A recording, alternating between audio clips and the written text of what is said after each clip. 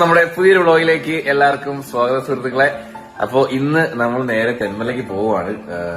കുറെ പേര് കമന്റ് ചെയ്തിട്ടുണ്ടായിരുന്നു ഈ ചടങ്ങ് അച്ഛൻ മരിച്ചിട്ട് 41 ദിവസം കഴിയാതെ മാംസാഹാരം കഴിച്ചുകൂടാന്ന്. പക്ഷെ പലയിടത്തും പല ചടങ്ങാണ് കേട്ടോ. നമ്മളത് ഇപ്പൊ എന്റെ അടുത്ത് തൊട്ടടുത്ത് കിടക്കണ ചടങ്ങുകളും തെന്മല എന്ന് പറയുന്നത് ഒരു 10-25 കിലോമീറ്റർ വ്യത്യാസമേ ഉള്ളൂ. 25 അല്ല 10-40 കിലോമീറ്റർ വ്യത്യാസമേ ഉള്ളൂ. പക്ഷെ എങ്കിൽ പോലും അവിടുത്തെ ചടങ്ങും നമ്മുടെ നാട്ടിലെ ചടങ്ങും വരെ വ്യത്യാസമുണ്ട്. അപ്പം ഓരോ സ്ഥലങ്ങൾ മാറുമ്പോൾ അവിടുത്തെ ഒക്കെ എന്റെ ഡിഫറന്റ് ആണ്. നമ്മളിവിടെയൊക്കെ വൻമുറി എന്നൊക്കെ പറഞ്ഞ ചടങ്ങുണ്ട്. അതായത് ഈ 16 അന്ന് തന്നെ നമ്മള് പിന്നെ നോൺ വെജ് എല്ലാ ഫുഡുകളും വെച്ച് അതെ ഫോട്ടോയുടെ മുമ്പില്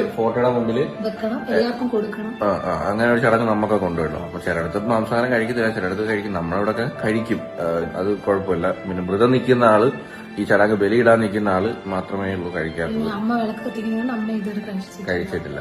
അപ്പൊ അമ്മ